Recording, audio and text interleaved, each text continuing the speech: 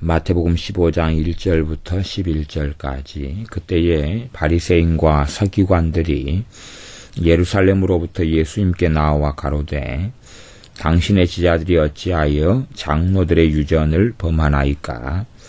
떡 먹을 때에 손을 씻지 아니하나이다. 대답하여 가라사대 너희는 어찌하여 너희 유전으로 하나님의 계명을 범하느뇨? 하나님이 이르셨으되 내 부모를 공경하라 하시고 또 아비나 어미를 회방하는 자는 반드시 죽으리라 하셨거늘 너희는 가로되 누구든지 아비에게나 어미에게 말하기를 내가 들어 유익하게 할 것이 하나님께 드림이 되었다고 하기만 하면 그 부모를 공경할 것이 없다 하여 너희 유전으로 하나님의 말씀을 폐하는도다.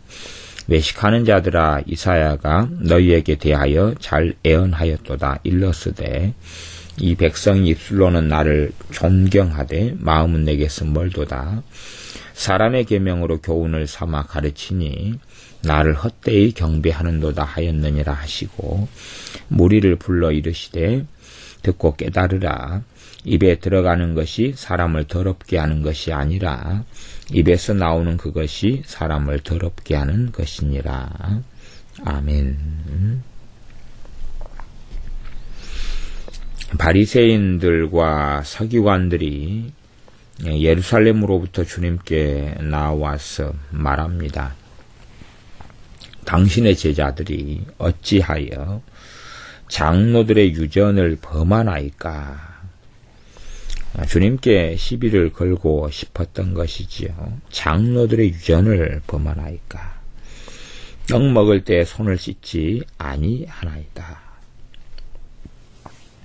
장로들의 유전, 장로들은 그 앞에 하나님을 섬겼던 사람 혹은 그 유대인들 가운데서 이제 하나님의 말씀을 설명하고 가르치고 해석하고 하는 등등의 민족의 지도자로서 살아왔던 사람들이죠.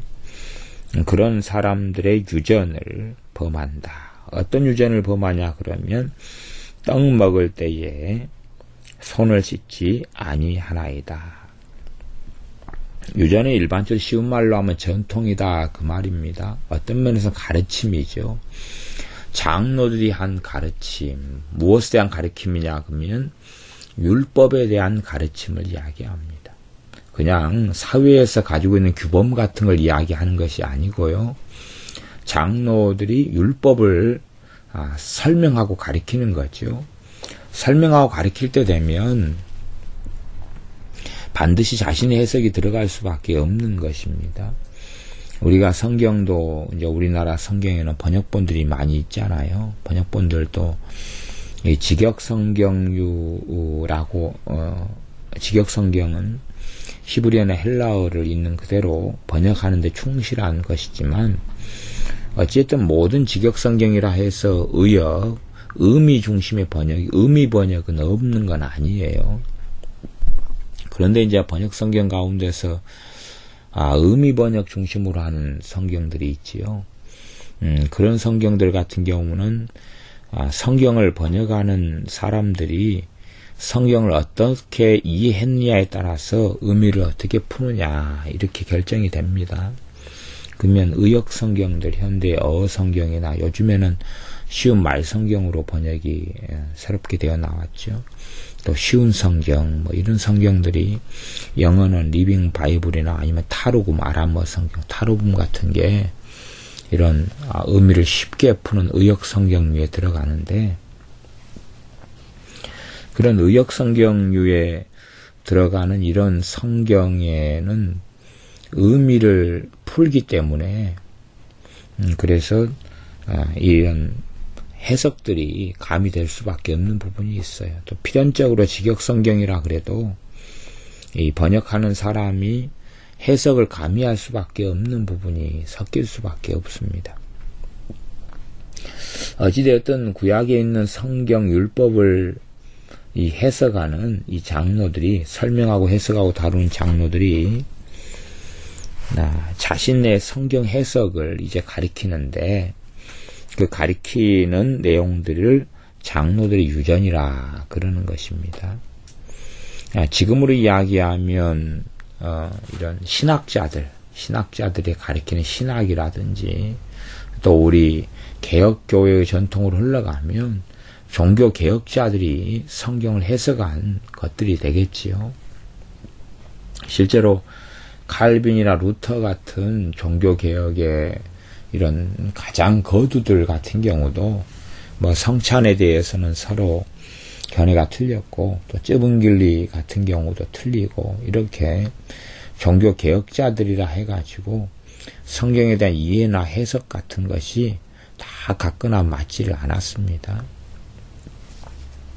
이런 문제에서 이제 이 바리새인과 서기관들은 문제를 제기한 것이 떡 먹을 때 손을 씻지 아니하나이다. 뭐 왜냐 그러면 떡을 먹을 때 손을 안 씻으면 식사하기 전에 손을 안 씻으면 그것을 죄를 짓는 것으로 봤다 그 말입니다. 어떤 죄를 짓냐 그러면 우리 한국식으로 표현한다면 부정탄다. 구약성 율법적으로 이야기해도 부정하게 된다 그 말입니다. 더러워진다는 거죠. 몸이 더러워진다. 몸이 더러워지고 또 죄를 짓게 되니까 마음이 더러워지는 것을 이야기하죠. 그래서 장로들은 그렇게 성경을 해석했던 겁니다. 밥 먹기 전에 식사하기 전에는 손을 씻어야지 깨끗하게 된다. 가만히 율법을 살펴보면 그런 식의 어떤 장로들의 유전이 생길 수도 있는 이유가 있어요. 있기는요. 왜냐 그러면은 사람들이 이웃들과 만나다 보면은 율법적으로 이 부정한 사람들도 있을 거 아니에요. 그럼 부정한 사람들하고 이렇게 악수하고 만나고 그러면 손이 이제 더러워지잖아요. 손으로 대부분을 만지니까 또 부정한 물건을 부지불식간에 만질 수도 있고 그렇게 하기 때문에 손이 언제 더러워질지 모르는 거죠. 그래도 이 장로들의 유전이 하나님 말씀을 떠나서는 위생상으로는 굉장히 좋은 것 같아요. 우리가 전에 사스가 왔을 때 막 이럴 때 같은 경우도 우리 교회적으로도 손을 계속 씻을 수 있는 세정제 같은 것을 항상 비치해 두고 그랬잖아요. 또 하나님께 기도는 하고 그러지만은 이런 사람이 또 해야 될 부분은 해야 되기 때문에 그렇게 했는데 지금도 그 세정제가 아직도 남아서 이제 바닥을 잘 안 쓰니까 세정제들이 아직도 좀 남아있는 게 있는 것 같아요. 이게 장로들 손 씻는 유서는 참 괜찮은 것 같아요. 이게 율법으로만 안 갔으면 하나님의 계명으로만 안 갔으면 괜찮은 것 같아요. 당시의 위생상 얼마나 도움이 됐겠어요. 대부분의 세균이 손에 묻어가지고 이렇게 오는데 또 지금같이 이런 청결하고 좋은 시대가 아니라 당시의 시대는 훨씬 위생상으로 지저분하고 더러웠던 시대니까 장로의 유전은 참 좋은 것 같아요. 문제가 되는 게 뭐냐 그러면 이걸 죄 문제하고 결부시키니까 문제가 된 거예요. 그냥 위생 문제만 하면 좋을 텐데 위생 문제만으로 장로들이 유전을 만들 리가 없죠. 성경의 해석을 통해서 반드시 지켜야 될 신학, 지켜야 될 교리죠. 교리를 만들지는 않았겠지요. 우리 주님께서는 이 손을 씻지 않고 밥을 먹는 것으로 당신 제자들이 왜 죄를 짓느냐 이런 이야기입니다. 그거에 정면으로 반박하셨습니다. 반박하시기를 너희는 어찌하여 너희 유전으로 하나님의 계명을 범하느냐 그런 것입니다.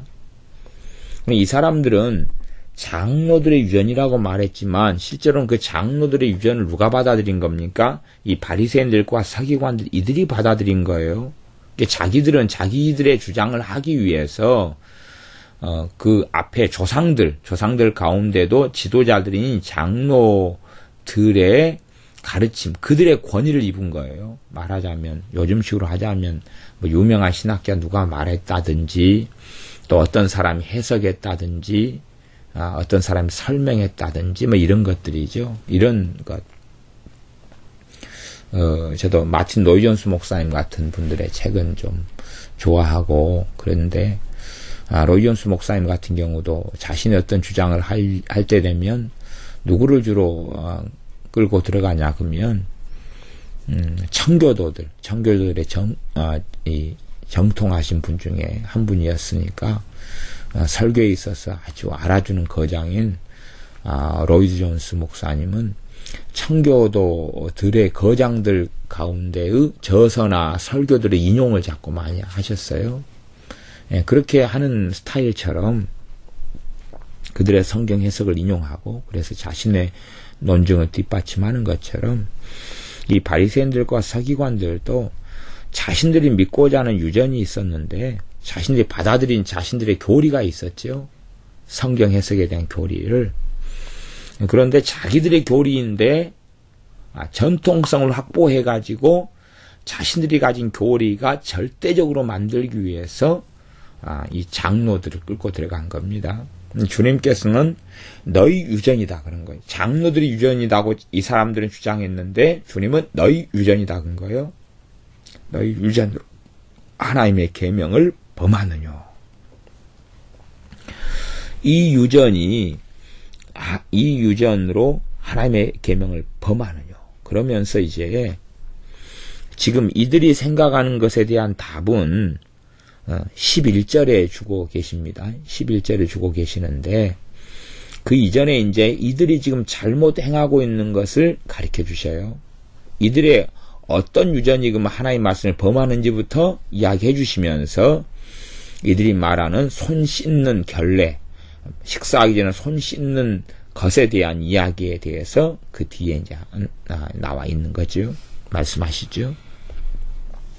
그러면 너희 유전, 이들이 가지고 있는 유전이 뭐냐? 이 덩어리죠. 이들은 자기들이 가지고 있는 유전들을 장로들이 주었다. 이거 제가 합리화하고 막 가지면서 여러 유전들을 가지고 있는 거예요. 성경 해석. 당시에 가지고 있는 구약 성경을 해석한 걸로 인해서 신학, 교리를 가지고 있는 거죠. 우리식으로 하면 교리라고 이해하면 좋을 것 같아요. 4절. 하나님이 이르셨으되 내 부모를 공경하라 하시고. 여기까지는 이제 사람들이 반박을 안 하는 말씀이 됩니다만은 참 주님께서는 부모 공경에 딸려서 놀라운 이야기를 하십니다. 당연히 성경이 있는 구약 성경이 있는 말씀이죠. 사람들이 보고 싶어하지 아니한 이야기를 하십니다. 내 부모를 공경하라 하시고 그 다음에 하나를 더 언급하시는데 또 아비나 어미를 회방하는 자는 반드시 죽으리라. 이게 반드시 죽으리라 이렇게 번역됐지만 실제적으로는 죽일지니라 그랬습니다. 죽일지니라 이렇게 된 거예요. 그냥 알아서 죽어라 그런 게 아니고 죽을지니라, 죽일지니라, 죽일지니라.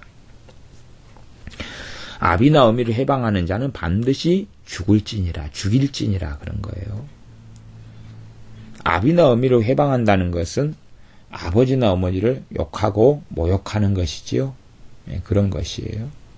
그러니까 부모 공경이라는 것은 하나님께서 인간사 속에서 주신 최고의 계명에 속한다 그 말이에요. 하나님과의 관계 말고 사람들과의 관계 속에서 첫째 관계가 부모와 자식의 관계인데 거기에서는 아예 하나님께서는 절대적으로 말씀하고 계셔요. 부모 공경이라는 것에 대해서 그냥 선택사항이 아니란 이야기죠. 이렇게 부모를 회방하는 자는 반드시 죽이라 말씀하신 하나님은 어떤 하나님이시냐 그러면 사랑이신 하나님이십니다. 인자하시고 자비로우시며 공의로우시지만 본질이 사랑이신 그 하나님 말씀하시는 거예요. 자꾸 그것을 사람들이 잊어버려요. 왜 잊어버리냐 그러면은 자신들이 사랑이 많고 긍휼이 많고 자비가 많다고 하나님보다 더 많다고 사람들은 주장하고 싶으니까 그러는 것 같아요. 그래서 하나님께서는 아비나 어미를 회방하는 자는 반드시 죽일지니라 그렇게 말씀한 거예요. 그렇게 말씀했어요. 그러니까 율법을 가지고 주님은 명백하게 말씀하신 거예요. 이 살아있는 율법 말이죠. 죽은 율법이 아니에요. 그냥 구약으로 끝나버리는 게 아니에요. 물론 지금 시대에는 이 말씀을 그대로 준행하고 따를 수 없는 이러한 정치 제도나 체제가 되어져서 이제 할 수 없지만 그러나 이 말씀에 있는 의미, 말씀에 있는 영적 원리는 명백한 거예요. 하나님 보실 때에 부모를 공경하지 않는 죄는 아주 악한 죄에 들어간다는 것이에요. 그래서 어떤 면에서는 어떤 사람이 악인이냐 이것을 분별해 보기에는 쉬운 방법이 있어요. 부모를 공경하느냐 안 하느냐를 통해 보면 그것을 통해 보면 악인인지의 바로미터 중에 하나가 됩니다. 악인들은 부모를 돌아보지 않습니다. 자신을 챙기고 자신 살아가는 게 제일 중요하게 되겠지요. 그 다음에 5절 보면 그래서 하셨거늘 너희는 가로되 누구든지 아비에게나 어미에게 말하기를 내가 드려 유익하게 할 것이 하나님께 드림이 되었다고 하기만 하면 그 부모를 공경할 것이 없다 하여 너희 유전으로 하나님의 말씀을 폐하는도다. 그 부모를 공경할 것이 없다 그러는 거예요. 뭐 성경에서 부모 공경은 뭐냐? 지금 우리 시대하고는 좀 다른 것이 이 과거 시대에는 있었다 하는 것을 기억해야 됩니다. 물론 이제 우리 한국은 주로 부모님을 모시고 사는 전통을 가지고 있는데요. 이 성경의 부모 공경에서는 부모를 모시고 사는 전통은 아닙니다. 사람들은 유교적으로만 부모 공경 또 효도를 생각하는데 부모님을 모시고 사는 것이 나쁘진 않고 좋아요. 좋은 전통 중에 들어가는데 그것이 성경적인 건 아니에요. 무슨 말이냐 그러면 창세기에 보면은 창세기 3장이나 그러잖아요. 남자가 자기 부모를 떠나서 아내와 한 몸이 되라 그랬잖아요. 이것이 가정을 꾸리는 원칙이에요. 부모를 모시고 살면서 아내를 자기 아버지 집에 데리고 들어가서 한 가정을 꾸려라 그런 게 아니에요. 아니고 부모를 떠나는 거예요. 남자가요. 남자가 부모를 떠나가지고 아내하고 한 몸을 이루면서 가정을 꾸리는 것이 성경에서 이야기하는 것입니다. 그렇기 때문에 남자가 결혼을 하게 되면은 부모 중심의 삶이 아니라 새로 가정을 꾸린 그 부부 중심의 삶으로 옮겨지는 게 맞는 거예요. 그것이 바르게 가정의 행복이나 가정의 질서나 가정이 온전한 가정을 이루게 되는 데의 말하자면 필수적인 요소가 됩니다.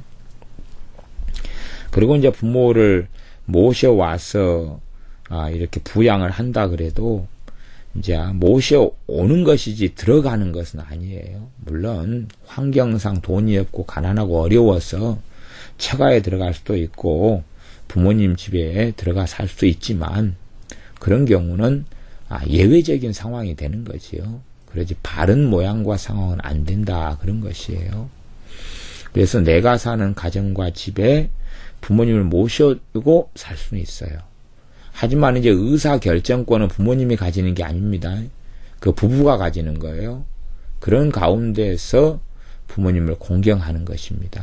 이제 부모님의 의견에 따라서 새로운 가정의 부부가 사는 게 아니에요. 그게 부모 공경에 대한 바른 뜻이 아닙니다. 그러면 이제 가장 기본적으로 이 신약 시대에서 부모 공경은 뭐냐 하는 걸 생각해 봐야 돼요. 신약 시대에서 부모 공경은 뭐냐, 또 구약 시대에서 부모 공경은 뭐냐 하는 겁니다. 여담이지만은 그 아브라함이 독자 이삭을, 물론 이스마엘은 약속으로 난 자식이 아니기 때문에 독자라고 안 그랬습니다. 그리고 이스마엘도 할례 베풀라 할 때는 다 할례를 베풀었어요. 근데 어쨌든 아브라함이 자기의 큰아들이 약속으로 난 자식은 아니지만 큰아들은 이스마엘인데 이스마엘과 함께 살았지도 않았어요. 독립시키고. 그 다음에 이삭 같은 경우도 함께 살다가 이삭이 40살 때 20살 된 그러한 아내 리브가가 옵니다. 그때부터는 아브라함은 이삭하고 따로 삽니다. 따로 살아요. 그리고 아브라함은 오히려 그때 그두라라는 후처를 얻어가지고 새 장가를 들지요. 그리고 애를 다시 낳고 삽니다. 그리고 나중에 그 이삭의 아들, 쌍둥이 아들이 에서와 야곱이죠. 이게 야곱 같은 경우도 삼촌 라반의 집에서 20년 있다가 돌아왔는데 아버지 이삭이 살아계셔요. 그래도 아버지 이삭을 모시고 사는 건 아니었어요. 모시고 살지 않았다 그런 말이에요. 이제 여담이다 그랬습니다. 성경적으로 그랬다 그 말이에요. 그러면 부모 공경이라는 게 뭐냐? 그러면 지금 시대는 우리 한국 상황 같은 경우는 복지 시대입니다. 복지 시대. 복지 시대예요. 생존 시대가 아니다 그 말이에요. 그러나 과거에 우리나라도 한 4, 50년 전만 해도 생존 시대였잖아요. 40년 전만 해도 생존 시대였어요. 저도 초등학교 다닐 때에 점심을 도시락을 안 싸가서 수도가에서 물 먹고 물배로 채우고 이런 시기도 보내고 먹을 게 없어서 참 기본적으로 꽁보리밥만 좀 많이 먹어도 다행이었죠. 학교 갈 때도 항상 꽁보리밥이고 1년에 쌀밥은 거의 이렇게 몇 번 먹지 못하는 그런 시기를 보내면서 이제 점점점 통일벼 벼도 발달해 가고 그렇게 되는 시기를 보냈지요. 그래서 시골에 섬에나 이렇게 좀 지내고 이럴 때도 가령 이제 시골에 큰 집에 가면 배를 골무니까 이렇게 밥을 속에 위로 한 그릇 아래 한 그릇 이렇게 담아주면 그렇게 든든한 거지요. 근데 위로 한 그릇이 아니고 지금은 위 칸이 없이 그런 밑에만 찾아도 요즘에는 이제 밥을 다 안 먹잖아요. 그런데 그 정도 가지고는 안 됐다고 막 허기가 지니까. 요즘에는 원체 간식도 많이 먹고 군것질도 많이 하고 막 그러는데 당신은 군것질이라는 게 없고 오직 밥밖에 없으니까요. 그리고 이제 가을에 고구마를 밭에서 캐거나 그러면 고구마 캔 밭들에 호미 들고 다니면서 고구마 캔 밭들을 다시 이제 파고 다니면 이렇게 숨겨진 미처 못 캔 고구마들이 나와요. 그런 거 아니면은 고구마 줄기들을 다 거두면서 이제 밭 주인이 조그마한 고구마들은 그냥 귀찮아가지고 다 그냥 놔둬버리거든요. 조그만 고구마들 이렇게 골라내서 담고 밭을 전체로 다 파보면 밭 가에나 이렇게 안 캔 고구마들이 몇 개씩 20개 나와요. 그러면 그런 것들 이제 수십 개들이 나오면 그런 거 챙겨가지고 이제 갖다가 이제 삶아 먹고 그런 시대를 지냈으니까 우리나라도 그렇게 이 반만년 역사 가운데서 가난을 벗은 것은 그렇게 오래 안 되지요. 네. 지금의 이제 살아가는 젊은 세대나 장년이 아니라 청년 세대나 아니면은 이런 청소년 또 아이들 같은 경우는 항상 우리나라가 이렇게 잘 살았다고 생각하는 것 같아요. 과거 역사를 배우면서 제대로 못 배우니까 이제. 그렇지만 먹고 살만한 것은 얼마 안 돼요. 기껏해야 30년, 한 80년대 한 후반 정도, 중후반 들어서니까 이제 88 올림픽 이전이 왔다 갔다 이런 때부터 이제 이제 어느 정도 본격적인 궤도에 올라섰지요. 클라이막스는 이제 90년이 넘어가면서 찍었죠. 근데 이 성경의 시대 같은 경우는 생존 시대입니다. 그래서 다 농사 짓고 가축 키우고 살았는데 이제 나이가 드시면 일을 잘 못하잖아요. 그래서 부모님들의 생계를 자식으로서 챙겨야 된다 그 말이에요. 먹고 사는 거 생존 먹고 사는 거 당시에는 밥을 세 끼를 다 못 먹고 주로 두 끼 먹고 그랬는데요. 이렇게 두 끼라도 챙겨야 된다 그 말이에요. 먹고 사는 것. 또 입는 옷.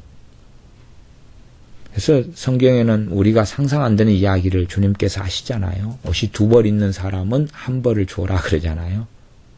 우리는 옷이 몇 벌이 있어요? 한 수십 벌 있잖아요. 수십 벌 있잖아요. 저도 제가 양복마에서 몇 벌을 가지고 있을까요? 한 양복 저도 옛날에 제 은사 교수 목사님을 따라서 양복을 한두 벌만 입고 평생 살아야 되겠다 그렇게 마음 먹은 적도 있었는데 어쨌든 여기저기 많은 분들이 사주셔가지고 뭐 이제 저야 이제 고집한 것이 다 재고 저렴한 양복들을 고집해서 이제 뭐 10만 원 이쪽 저쪽으로 12만 원, 11만 원, 뭐 이런 것들은 주로 이제 사서 이제 입고 비싼 데에도 제 단골 그 싼 양복집으로 이제 사준다 그러면은 가서 사고 그랬는데도 어쨌든 이제 비싼 양복도 그래도 한 30만 원, 20 얼마 되는 것도 한 두 벌 있는 것 같아요. 그래서 한 10벌은 되는 것 같아요. 근데, 주님께서 두 벌 있는 자에는 한 벌 나눠줘라 이야기할 정도면 당시 시대가 얼마나 공공한 시대인 줄 알아야 돼요. 그러니까 우리가 그냥 우리는 성경을 좀 너무 말하자면 생각 없이 읽는 것 같아요. 생각 없이, 아무 생각 없이. 또 현실의 눈에 비추어서 그냥 막연하게 읽는 것 같아요. 오병이의 기적 주님이 행하실 때 또 요 15장에는 마태복음 15장에는 성인 남자만 4,000명을 또 먹이시는 이런 기적의 이야기가 나와요. 근데도 이럴 때도 얼마나 먹을 것이 없었는지를 이해해야 되는데 뭐 요즘에 뭐 자유주의 신학자 이런 사람들이야 그러잖아요. 주님이 오병의 기적 행했다 그러니까 숨겨두고 있는 음식을 다 끄집어냈다 사실은. 그러니까 이렇게 많아졌다 막 이렇게 이제 해석을 하고 그런다 그런 말이에요. 근데 실제로는 먹을 게 없었던 거죠. 그렇게 많은 사람들이 모여도. 그래서 허기가 져서 지쳐 쓰러질 정도로 겨우 돈 주어 가서 사 먹어라 그렇게 제자들이 말할 정도로 그렇게 가난하고 어려웠던 시절이다 그런 말이죠. 그래서 부모의 공경이라는 것은 부모님이 힘이 있을 때는 어떻게 이제 자기들이 농사 짓고 또 일하고 또 짐승을 키우고 살지만 이제 나이가 드시니까 젊고 쌩쌩하다가 돌아가시는 게 아니잖아요. 갈수록 치아도 망가지고 관절도 망가지고 허리도 꼬부라지고 힘을 못 쓰고 그러다가 돌아가시는 게 인생인데 그러기 때문에 부모를 공경하라 그 말은 마땅히 부모님이 복지를 위해 쓸 거 말고요. 복지 말고 뭘 위해서요? 생존. 그렇기 때문에 한국 사회하고는 이제 좀 부모 공경하고는 좀 생존에 대한 부분을 챙겨드리는 것하고는 약간은 거리가 이제 먼 부분이 생겨납니다. 한국 사회는. 저는 지금까지 이 이제 고부 간의 갈등이죠. 며느리하고 시어머니의 갈등, 부모하고 자식들에 대한 갈등, 이런 갈등을 가진 사람들 참 많이 만났습니다. 만나는데 거의 한 10팀을 만나면 그 중에서 문제 있는 사람들이 부모인 경우가 8경우가 넘었어요. 그러니까 나이 드신 분들이 저한테 상담을 요구하는 경우는 없어서 그러겠죠. 다 그래도 주로 장년층 또 20대, 이제 결혼한 20대, 30대, 40대, 50대까지 이렇게 상담을 하시면 그 부모하고의 문제, 갈등 그걸 상담을 하시는데 10분이 하신다 그러면 그래도 한 8분 이상은 부모의 문제였습니다. 어떤 경우는요, 어머니가 권사님이 되시는데 한 달에 그분은 이제 먹고 살 것도 있어요. 근데 용돈을 그렇게 타가시는데 한 달에 일단은 30만 원인가 용돈을 드린대요. 드리면은 30만 원을 가지고 이제 그 권사님이신 그분이 이제 나름대로 용돈을 쓰는데 그냥 한 달에 걸쳐서 쓰셔야 될 걸 이제 먹는 건 따로 말고 용돈 말이죠. 근데 일주일 만에 다 써버린대요. 흥청흥청 써버리고. 아닌 게 제가 그건 직접 목격한 사건이니까요. 목격한 사건이니까. 그래서 쓴 다음에 이제 전화를 하는데요.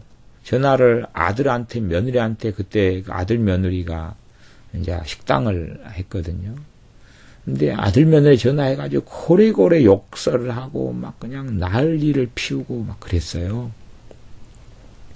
그러면서 너희들만 배부르게 먹고 나는 이렇게 힘들게 놔두냐, 돈 내놔라, 그런 거죠. 그러니까 오죽하면 아들하고 며느리가 전화만 오면, 장사하는 식당이 전화만 오면 노이로제 걸려버리는 거예요. 배달해달라, 어째달라 하는 전화를 받아야 될 텐데, 그러니까 심각한 지경에 처해서, 그것 때문에, 제가 전도사로 있을 때는 그 집사님 가정하고 식당 장사가 다 끝나면 밤에 모여서 작전 기도를 했었어요. 그러면서 어머니를 용서하고 축복하는 기도를 한참 하면서 이걸 풀어나갔어요. 그러니까 이제 한 2주 정도 지나니까 이런 부분에 좀 대강 정리하고 풀었어요. 근데, 그런 경우들도 있어요. 그러니까 그런 경우에는 부모 공경하고는 좀 다른 문제라 그 말이에요. 그 자녀들을 막 이용하는 거죠. 그런 부모들이 의외로 좀 그래도 많이 있더라고요. 부모들을 이용하고, 말하자면 이 자녀가 하나님의 종으로 살게 해줘야 되는데 자신들의 종으로 부리는 거예요. 그러니까 뭐 개밥이 떨어졌는데 식당 일하고 있는데 개밥 사와라 그러고, 또 몸이 삐끗하고 아프면은 만사 제쳐놓고 와서 병원에 데려가라 그러고, 그렇게 병원에 가야 될 문제도 안 되는데 막 그런 등등의 참 별의별 일은 다 있어요.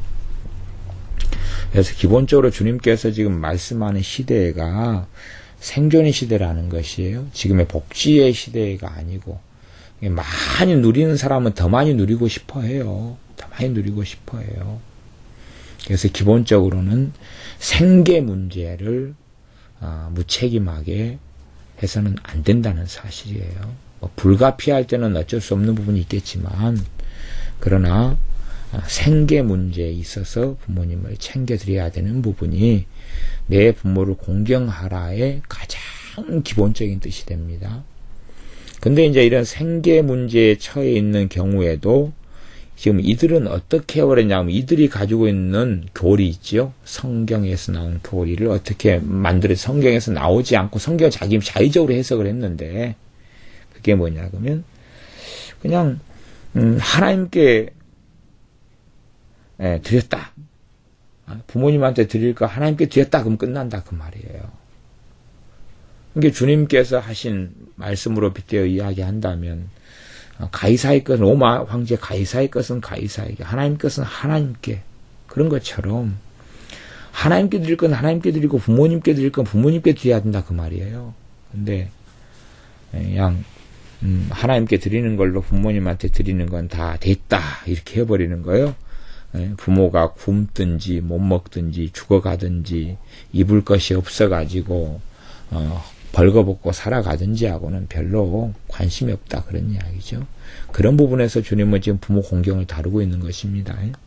지금 복지시대에서 어떤 부모가 자신의 종으로 자녀들을 끌고 가고 만들어가고 이용하고 조종하고, 이런 부분에서는 부모라도 안 되는 것입니다. 그러니까 마리아가 주님께 찾아왔을 때에도 주님께서는 거부하셨어요. 만나는 걸요. 그래서 정말 내 모친과 내 형제와 자매가 누구냐, 하나님의 뜻대로 행하는 너희가 끼다 그랬어요. 나중에 마리아가 좀 중간에, 주님의 사역 중간에 좀 헷가닥했는데, 나중에 제정신이 찾아온 다음에는 또 주님께 십자가상에서는 또 자신의 자녀된 도리에 있어서 자신의 제자에게 부탁하셨어요. 그런 영역이 있어요. 그렇기 때문에 그런 부분에서 유교적인 관점에서 이 부모 공경을 생각하면 안 됩니다. 당시의 것에 있어서도 그렇다 그런 말이에요. 어찌됐든 이 사람들은 부모를 돌아보지 않아도 된다, 하나님께 대신에 다 드리면 된다라고 봤어요. 근데 그건 주님께서 너희는 하나님의 말씀을 너희가 패한다라고 말씀하셨습니다. 그러면서 이들에 대하여 주님은 말씀하시기를 7절에 외식하는 자들아 그랬어요. 외식하는 자들아. 외식은 뭡니까? 겉과 속이 다른 자들을 이야기하는 거예요. 겉과 속이 다른 자들. 이게 죄 중에서 또한 사람의 문제 가운데 가장 극악한 것, 죄라기보다는 그의 어떤 악한 죄가 드러나는 양상 중에 하나죠. 그것이 외식으로 드러나는 거죠. 이게 말하고 뱃속에 든 것이 다르다 그 말이에요. 뱃속에 든 것하고 말이 틀려요. 물론 사람 앞에서 하는 말이겠지요. 그래서 그렇게 자기 뱃속에 든 걸 가식하고 위선하고 속이는 거죠. 이거 외식이다. 그런 위선자 그 말이 위선자들아 그 말이에요. 위선자들아. 이사야가 너희에게 대하여 잘 예언하였도다. 이 백성이 입술로는 나를 존경하되 마음은 내게서 멀도다. 입으로는 하나님을 사랑합니다. 하나님을 존경한다. 말씀대로 행한다. 뭐 그렇게 말하지만 실제로는 마음은 안 그렇다 그 말이에요. 그러니까 마음에서 원하는 걸 따라가려니까 이제 교묘하게 바꾸는 거죠. 성경 해석을 바꾸고 말씀의 의미를 왜곡하고 왜 마음에서 원하는 것하고 말씀하고 이제 틀릴 부분에는 말씀을 변개를 시키는 거예요. 부분 잘라가지고나 아니면 이것의 의미가 이렇다. 그러면 자기 편의적으로 맞추는 거죠. 왜 그게 가능하냐 그러면 마음이 하나님께서 멀기 때문에 끊임없이 이런 일이 가능하다 그 말입니다. 그래서 사람의 계명으로 교훈을 삼아 가르치니 나를 헛되이 경배하는도다. 사람의 계명이라는 건 하나님께로부터 온 계명을 변개를 시키거나 해석을 자의적으로 해가지고 원래 바른 의미와 바른 뜻을 벗어나가지고 그래가지고 해석하는 거죠. 근데 하나님 보시기에는 그게 사람의 계명인 거예요. 하나님의 계명이 아니라 물론 이들은 주장하기를 하나님의 계명이라고 주장하지만 그러나 하나님 보시기에는 사람의 계명입니다. 그런데 이것을 교훈을 삼아 가르쳐요. 뭐라고 가르치냐 그러면 하나님의 말씀이다 라고 가르친다 그 말이에요. 이렇게 이스라엘이 참으로 오랜 세월 동안 해왔는데 이것을 선지자 이사야가 이미 말했고 예언하였습니다. 그러시면서 무리를 불러 이르시되 듣고 깨달으라 한 거예요. 요 바리새인들과 서기관들이 문제를 제기하니까 이들에게 말한 다음에 주의를 환기시켜 가지고 무리는 사람들을 불러요. 그래서 명백하게 이들이 이야기하는 장로들 유전이 잘못됐다고 말씀해 주시는 거예요. 그래서 듣고 깨달으라 11절에 입에 들어가는 것이 사람을 더럽게 하는 것이 아니라 입에서 나오는 그것이 사람을 더럽게 하는 것이니라. 입으로 들어가는 것이 사람을 더럽게 하는 것이 아니라 입에서 나오는 그것이 사람을 더럽게 하는 것이니라. 입에 들어가는 건 뭡니까? 이 손을 안 씻으니까 손으로 음식을 만지고 쪼물딱거리고 뭐 하고 그래가지고 입속에 집어넣잖아요. 왜 그러냐면 당시에는 식기가 그렇게 발달해 있지 않으니까요. 숟가락이나 젓가락이나 이게 발달해 있지 않으니까 빵 같은 거 다 손으로 집어먹지 뭐 포크로 집어먹고 뭐 그러지 않다 그 말이에요. 손으로 다 빵을 뜯어가지고 찍어서 이렇게 찢어가지고 먹고 싸서 먹고 그렇게 먹으니까 손으로 먹으니까 그러니까 손이 부정한 손인데 이 빵이나 떡은 빵을 만져가지고 빵을 부정하게 만들었다 그 말이에요. 그게 딱 먹으니까 사람이 부정하게 된다 그러는데 주님께서는 밖에서 들어가는 것이 부정하게 사람을 만들지 않는다. 그리고 입에서 나오는 거 뭡니까? 뱃속에 있는 것, 마음의 생각을 이제 입으로 끄집어내는 거죠. 미움이 있으면 미움을 뭐 해버리는 거예요? 입으로 말하는 거죠. 그게 사람을 더럽게 한다 그런 것입니다. 그 상담이나 아니면 내적 치유 중에 하나가 뭐가 있냐면 토설과 토설기도 이런 게 있어요. 책도 좀 나오고 그랬어요. 토설기도가 성경의 토설하고 많은 사람들이 가리키는 토설하고 다릅니다. 이게 단어는 같은 걸 쓰지만 성경의 토설은요, 죄를 고백하고 회개하고 하나님 앞에 내어놓는 걸 토설이라 그럽니다.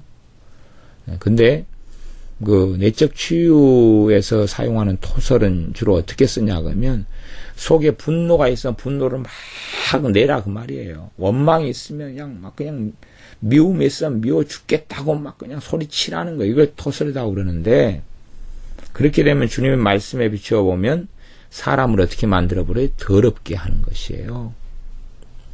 이 증오가 안에 있을 때하고 증오가 입으로 나올 때하고는요, 죄의 급수가 달라지게 되는 것입니다. 증오심이 내 안에 있어도 죄지만 이걸 입 밖으로 낼 때부터는 이것이 증오를 행한 죄가 되는 것입니다. 이게 하나님 앞에는 이거 더 심각한 죄가 되는 거예요. 사람 안에 미움이 있다가 미워할 상황 속에 사람은 선택하게 됩니다. 미움이 안에 있지만 미움의 상대자가 나타났을 때에 사람은 선택해요. 저 사람을 미워하는 행동을 할 것이냐 아니면 저 사람을 용서할 것이냐.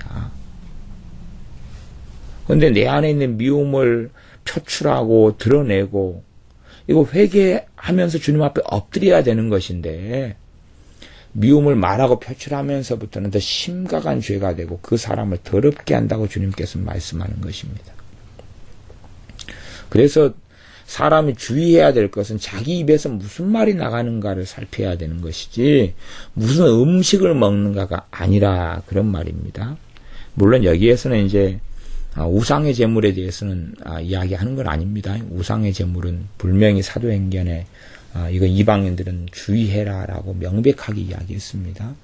물론 우상의 제물에 대한 이야기가 그것만으로 다 해당이 되는 게 아니어서 우상의 제물을 그것이 아무것도 아닌 줄 알고 믿는 이러한 성령 충만한 또 성숙한 신자들은 이렇게 그런 부분에서 자유로운데 우상의 제물을 먹는 습관을 가진 사람들은 우상의 제물을 먹으면서 그가 영적으로나 신앙적으로나 신체적으로나 아주 심각한 안 좋은 일이 벌어진다 그랬습니다. 그래서 기본적으로는 우상의 제물을 가까이 하지 않는 것이 신자들이 바른게 걷는 것입니다. 자만하고 교만해가지고 나는 제사 음식, 우상 숭배 음식을 나는 먹어도 아무렇지도 않아.